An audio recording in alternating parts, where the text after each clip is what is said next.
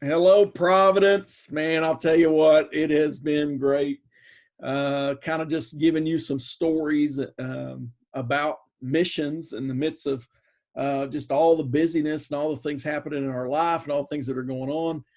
Just to be able to kind of tell you about how God is continuing to work and how He's allowing us to continue to make disciples, because that's happening all the time. No matter what's going on in your life, God is continuing to do that. And so, this is another edition of the Matt Chat, in the what I'm now calling the Matt Cave.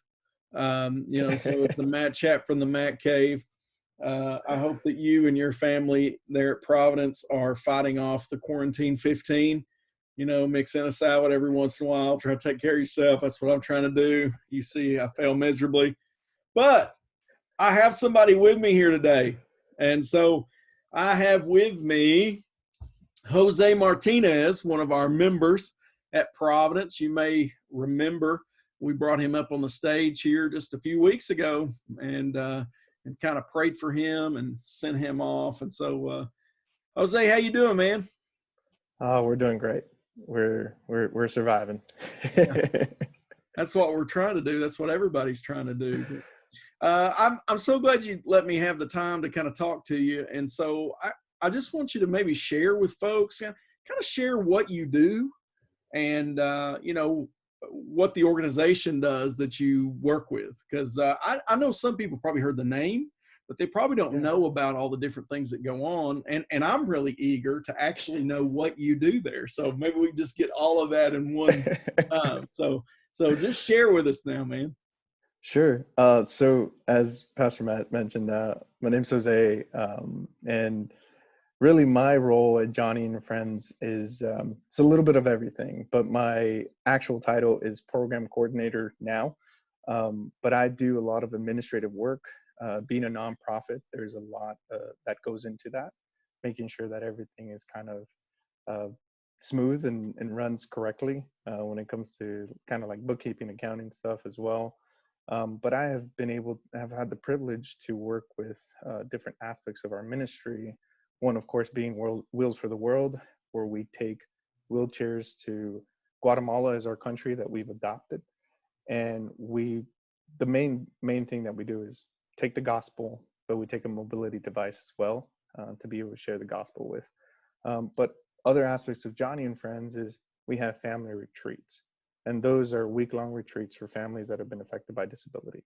Whether they have a young child, an older child that has a disability, this is just a week-long respite for them. And we're praying, Lord willing, through all this virus stuff, that we will still be able to have it in July, at the end of July. But we're we're keeping an eye on that. But just as a whole, Jonny and Friends, our mission is to equip Christ-honoring churches worldwide and to be able to serve those affected by disability. So in essence, we want to be part to help the church. I mean, we want to be serving those that families that are affected by disability. And a lot of the times, basically, these families, they have gone to a church, but the church does not know how to respond. They don't know what to do when they see a child that's coming in a wheelchair or anything like that. So our main goal is to serve the churches that serve these families, because our organization is only a small part of the bigger church, and we want to be able to give resource, train, and do things like that. So in a nutshell, that's basically what we do. But yeah, if anybody has questions, you just let me know.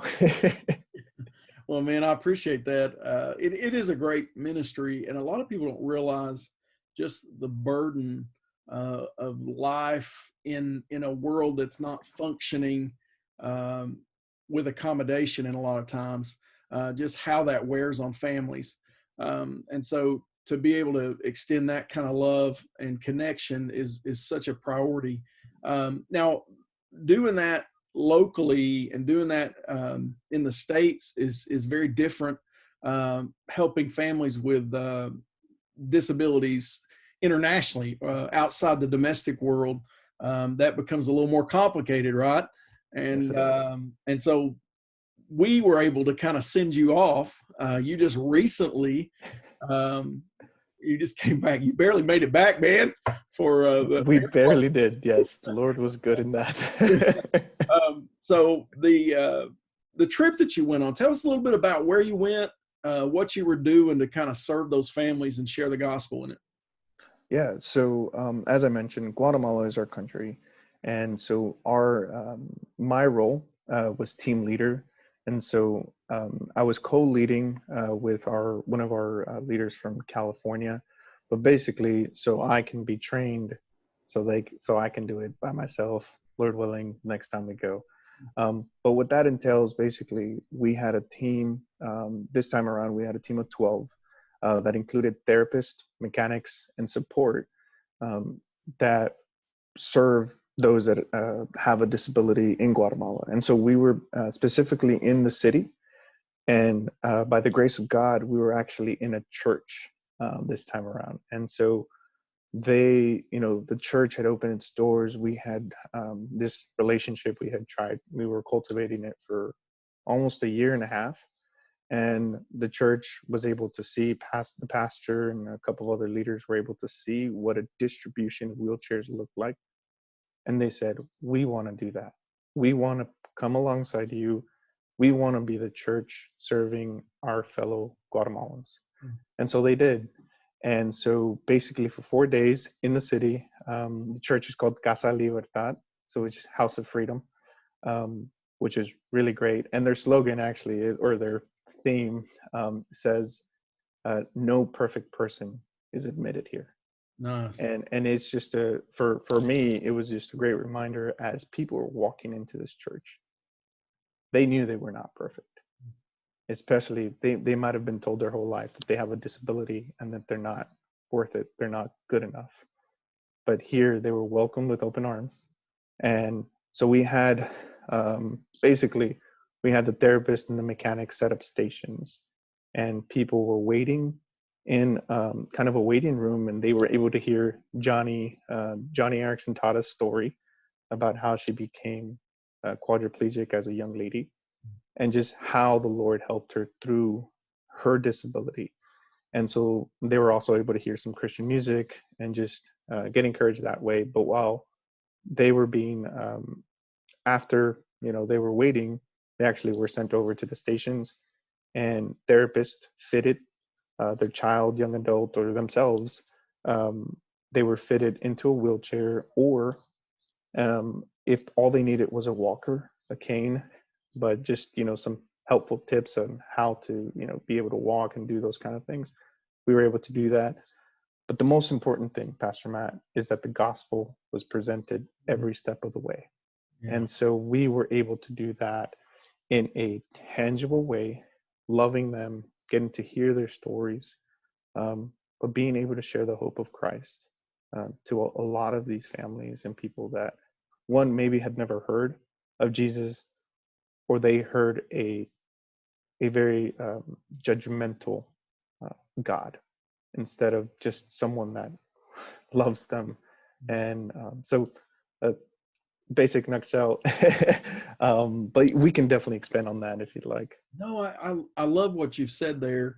It is hard. I think a lot of people, especially in a church that's so focused on the gospel and making disciples, which is really the goal for us. We want to serve, and that's starting to sound like, it's even talking about it like this, it gets complicated, because we want to serve people, we want to love people. It's a command of God for us to do those things, but we want to do that while we preach the gospel, and how the gospel is really the foundation of that. Now, you see firsthand, and on that trip, I'm sure you saw firsthand how those things are going to kind of merge together. Tell me a little bit about how you'd like to see these churches follow up with the work you did. I know it's easy for us. I could plan a trip right now to go do some nice things for a place that's lower income, and then we could leave, nothing change. We really don't want that. So tell me kind of what you would like to see happen with these churches long term. Yeah, so part of that process of being able to share the gospel is towards the end of them receiving the gospel and receiving a wheelchair or a mobility device. They were presented the gospel in a very clear and concise way as well. So we were doing it as we were serving, but the church provided people from their church to really listen to their story, but share the gospel. Um, and through that, they were able to get contact information and say, you're invited to our church. Mhm. And so, what we would love to see is not only that church, but also, the churches that, Lord willing, we're going to be continuing to connect with, is that they take, what we've been able to do and say, we know you were, receiving a wheelchair. Um, Basically, how can we serve you in our community? What can we do? How can we reach out to be there for you? Whether it's a physical need, whether it's being able to continue speaking, talking about the gospel, but really, how can we serve you because you are our fellow Guatemalans? Um, so we want to see those churches. We left. To your point, we left, but where they can say, okay, now that we've talked to this many people, we want to make sure that we're following up with them because we have their contact information. They have ways to reach them. And we do that on purpose because we don't want it to end there. And so how to practically get the church involved to go, if they're not able to come to you all the time, but for us or for them, I say us, but the church, for them to be able to go and physically say, what can we do to serve you? And so I hope that kind of answers that question. But we were starting to see that more churches were like, I want to do that. And an interesting just story, Pastor Matt, if that's okay. One of the people that we served was a pastor. He had a young man, young child, Josue, Joshua, um, that had spinal bifida. And this was the first time that he had seen other people besides his congregation, small church, love on his son and him as a parent, as a father with a child with a disability. And he's like, what can I do to be able to do what you do with my congregation? So he was asking the question of, y'all have served us. Now I want to serve my community. And so it was just a beautiful story of what, what was being done there, where people that we were serving, we didn't know that he was a pastor. And now he wants to do it in his local community, because I believe he was about a few hours away from the actual city. So. That's a great story because, I mean, it taps into what we are as the multiplication element, right? I mean, you get started in ministry, you see people moving and that process of the gospel moving through. I like to always say the gospel came to you on its way to someone else. That's how it came. Amen. And so that's the process we want to be connected to. Man, I'll tell you, it's been great to hear a little bit more about Jonny and Friends and this trip, man. It sounds like God really did something in your life in the midst of this. So let's talk about Jose for a minute. So Jose goes on this trip and God works in your life and through you. So let's talk about how you are since you came back. I mean, did God do anything in your life through that trip that has kind of impacted you long term? Yeah. I mean, so technically this was my third trip going to Guatemala. And just personally, I see God's love, and I was able to witness God's love um, in a tangible way. Um, there was, personally, I can translate. So I had to do that a few times because we didn't have enough translators. Um, but just to me, I was reminded of God's love, especially to those that are the least of these, to those that have no hope. And when I came back, and amidst the virus, imagine that, amidst everything going on. Actually, I was reading my journal, and it just blew me away how I saw people serving, knowing what was going on back in the States, knowing what was going on around in our world, but people serving with such a heart that they said they weren't caring about the virus at that time when they were serving and loving these people. And to me, I was able to be part of that.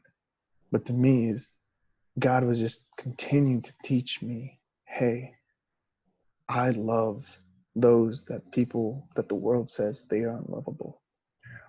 I love those that are hurting, and that at this, in this time, they're more isolated than ever because they're physically now isolated at home.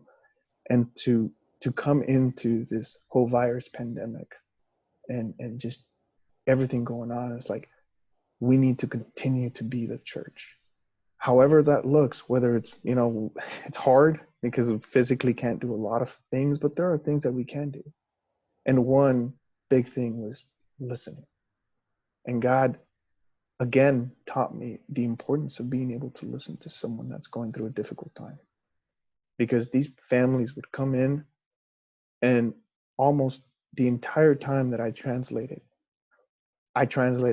5, 10 minutes, maybe 15. But the rest of the time while their child was getting fitted for a wheelchair, which could take about 2 hours, they were sharing their story. They were sharing what was going on because no one else ever heard them. And then that's when I was able to share, hey, God wants to hear your story too. And so to me, that's one of the things that just kind of continues to work in my heart and in my life. And being able to do that actually with sharing that with my students at Providence. I have sophomore boys for student ministry, and just being able to share what God is doing in my heart so that they can go and they can say, hey, I want to do that too. So, Yeah, man, that's great. I mean, that's such a good reminder. I'm so glad you said that, just sharing with us about the idea of just continuing to love unconditionally like that. That's the best thing about the gospel, is that unlike all the other stories of religious philosophy, um, Christianity is so grace driven, and that God kind of just, he pours out his love and meets us right where we are, and really gets down among us. When the Word became flesh and dwelt among us, it's like that's he right. got down in the muck with us, right? He got down in our life, and you saying that, man, that's such a good picture. Well, let me ask you two more things, and I'll set you free. So, tell us a little bit about Providence, and you're working with the students.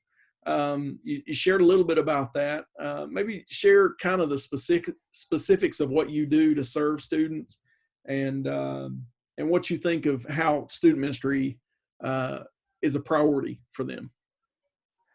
Yeah. So, wow, that was a good number of questions there, Pastor Matt. um, Yeah, but sorry, that's supposed no, to be no. one question. Yeah. Tell me what No. you do with student ministry and what's it like. There we go. Sure. Okay. So I have the privilege of co-leading with one of our other leaders, Bo, our sophomore boys in student ministry. And I mean, I came to Providence wanting to serve, wanting to just, I'm a relatively young guy, but I wanted to impart my wisdom. That was kind of the selfishness in me.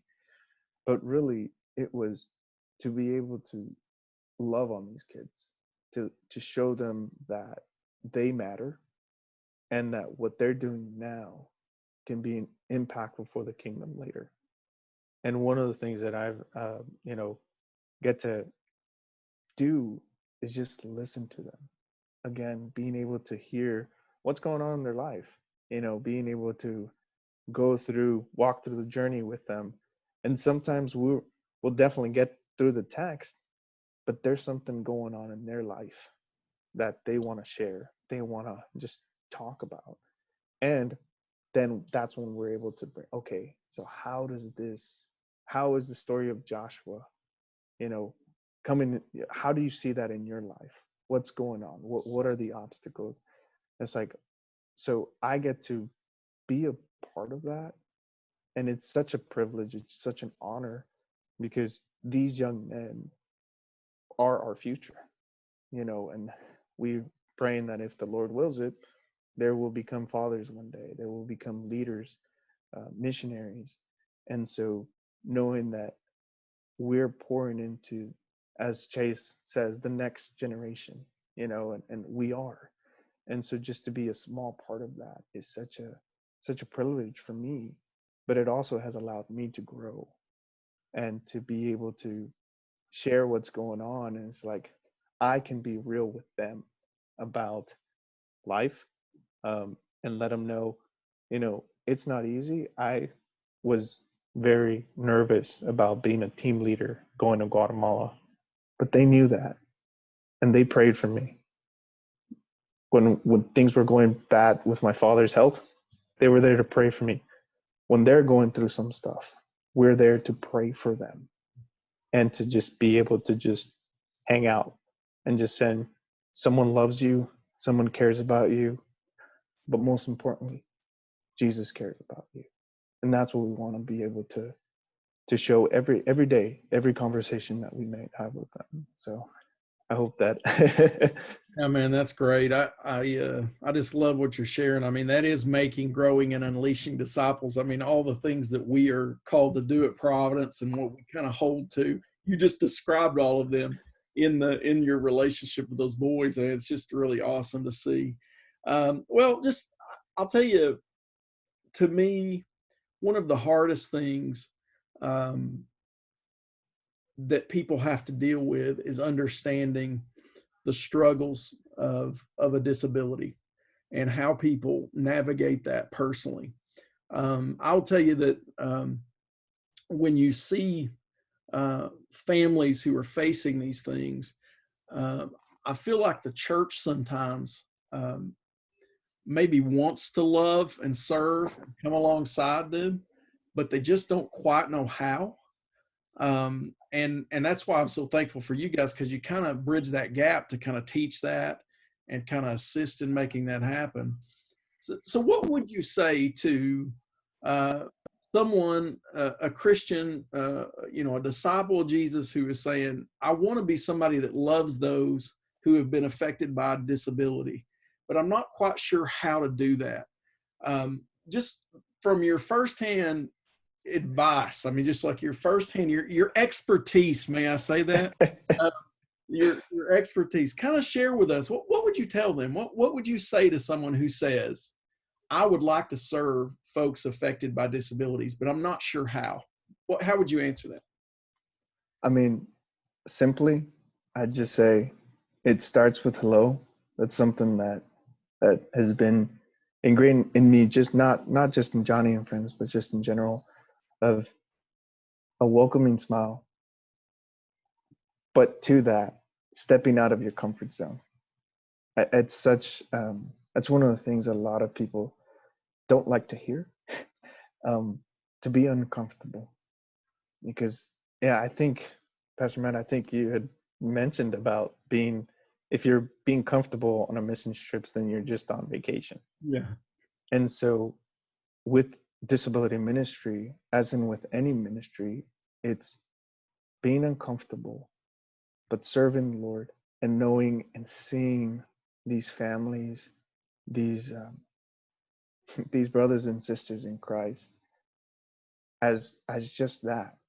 They are a part of our family. They are part of God's family. And if they're not, that we have the ability, we have the opportunity to share that with them in many different ways. And that might look a little uncomfortable, and that's okay. And if I may, I just wanted to share another story.